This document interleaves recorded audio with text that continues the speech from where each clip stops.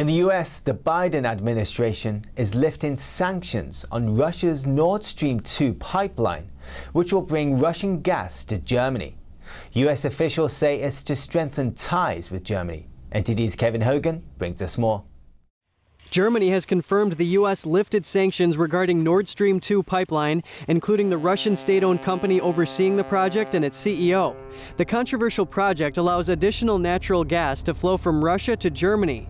The German foreign minister is pleased with the decision.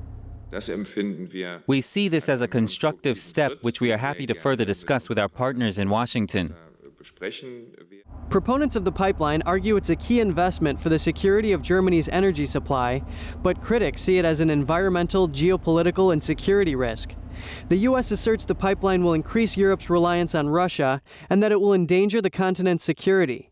The Wall Street Journal's editorial board calls the lifting of the sanctions Biden's gift to Russian President Vladimir Putin. The board points to a potential hypocrisy, that is, Biden shutting down the American Keystone XL pipeline while greenlighting Russia's Nord Stream. The board writes, Biden is treating a pipeline that increases Russian influence and income better than one that enhances America's. Former President Donald Trump approved sanctions on any firm that helped the Russian state-owned gas company finish the pipeline. That was in December 2019. On Wednesday, a source told Reuters the State Department's review concluded that the company and its CEO committed sanctionable offenses, but it was in the U.S.'s national interests to waive the sanctions. It's so the U.S. can send a signal to Germany that it is committed to strengthening relations with Germany. The prior sanctions had delayed the project and put its completion at risk. Now the company says the pipeline is 95% complete with around 75 miles to go. Kevin Hogan, NTD News. The Israeli military has bombed several miles of terrorists' tunnels where most of Hamas's rockets were reportedly launched. It comes as President Biden meets with one of his harshest critics on Israel. NTD's Jessica Beatty has the story. President Biden and Congresswoman Rashida Tlaib had a tense conversation Tuesday in Detroit, shortly before his speech at a Ford plant. Tlaib didn't say what it was about. Biden later complimented her. I tell you what, Rashid, I want to say to you that I admire your intellect, I admire your passion, and I admire your concern for so many other people. Tlaib is the only Palestinian American in Congress. Biden told her the White House will do whatever it can to make sure her family in the West Bank will be safe. I pray that your grandmom and family are well. I promise you I'm going to do everything to see that they are on the West Bank. Tlaib has been critical of the Biden administration's support of Israel in its recent conflict with the terrorist group Hamas. On Monday, she tweeted, "If you support a ceasefire, then get out of the way of the UN Security Council and join other countries in demanding it." She also demanded on MSNBC that Biden speak out against Israel in a very aggressive way. The recent conflict showcases the democratic divide over the Jewish state. The old guard voices support for Israel and its right to defend itself from rocket attacks. But the party's progressive wing rejects that approach, saying the U.S. should protect Palestinians. A member of the Armed Services and Foreign Relations Committees says the goal should be Israel and Palestine living peacefully side by side. Let's do a ceasefire. That's what will be a small step toward possibly getting us there. No more beating around the bush. I think the U.S. should stand strongly for a ceasefire. Supporters of Palestine focus on how many civilians have been killed by Israeli airstrikes. Israeli Defense Forces, on the other hand, say Hamas uses civilians as human shields and turns civilian buildings into rocket launch sites, making them legitimate military targets. On Wednesday, it tweeted a video showing an Israeli pilot pausing an airstrike to give civilians time to evacuate. Jessica Beatty, NTD News. Former U.S. Secretary of State Mike Pompeo addressed the flare-up of violence between Israel and Palestine. He says the Biden administration reversed 3 key actions by the Trump administration and that the results are playing out in the current situation. Israeli sovereignty in the West Bank. Trump Secretary of State Mike Pompeo on Tuesday listed 3 actions the Trump administration has done to establish stability in the Middle East. Those include making it clear from the get-go that Israel has a right to defend itself, acknowledging Iran as a terrorist regime and denying its nuclear program and terror campaign, and normalizing relations between the United Arab Emirates and Israel in the Abraham Accords. The answer is the Biden administration undid or attempted to undo nearly every one of those by sitting in Vienna, handing the Iranians billions of dollars as the lucre to convince them to come back into this failed nuclear deal that had no chance of permanently stopping Iran from getting a nuclear weapon or a nuclear weapons program. Pompeo is referring to when the Biden administration earlier this month unfroze $1 billion in Iranian assets for the country to use as humanitarian relief. That was during negotiations for the U.S. to re-enter the Iran nuclear deal. Pompeo addresses the different degree of initiative each of the two administrations had toward Israel. And then the absence of the clear commitment early on that said, no, we're going to have conversations with you. Remember how long it took President Biden to just make the first phone call to Prime Minister Netanyahu? Those all sent signals. Those actions sent signals to the Middle East, to the Iranian terrorists that are sponsored by the regime in Iran that said this is a green light. And you see the results of this.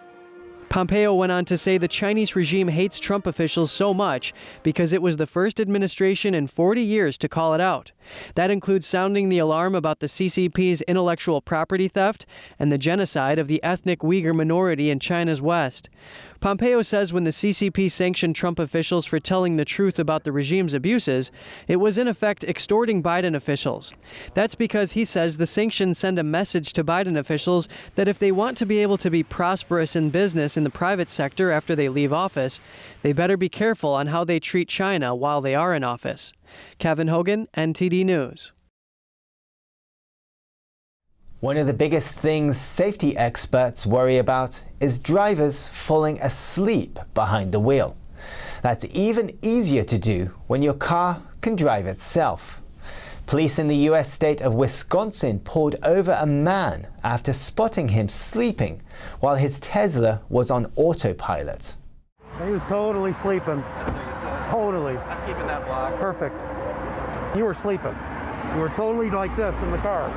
Why would we drive like that? I was okay. No, you were sleeping. I was a little bit tired. No, you were sleeping, sir. I was up side of you. I was looking at you and you were doing this. Your eyes were closed.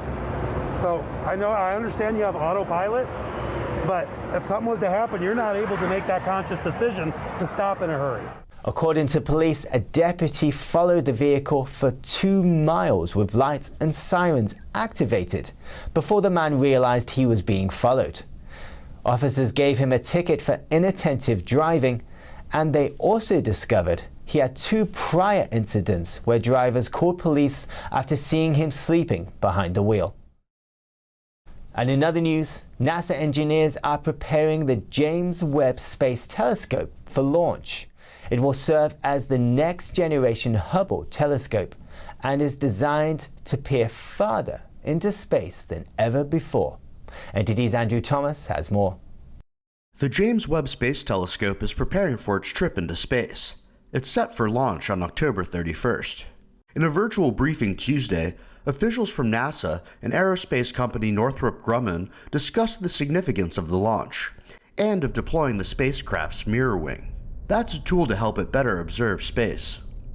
Building a Swiss watch that's 40 feet tall and 80 feet long and 40 feet wide, right, and getting it ready for, this journey that we take into vacuum and minus 400 degrees Fahrenheit, 4 times further than the moon, right, to deploy this mirror.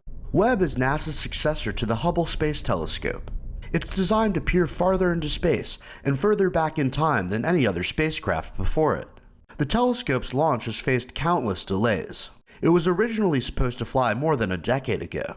Last July, officials delayed the launch to October 2021 due to the pandemic and technical issues. Webb's giant mirror and infrared coverage will let scientists probe atmospheres of exoplanets to look for water, carbon dioxide, methane, and other compounds that could indicate habitability. In other words, exploring the atmospheres of worlds that could host life. Webb will be shipped from California to the launch site in French Guiana in late August. Webb is destined for a point located 1 million miles from Earth, well beyond astronauts' reach. The orbiting Hubble telescope was repeatedly serviced by shuttle astronauts following its 1990 launch. Andrew Thomas, NTD News.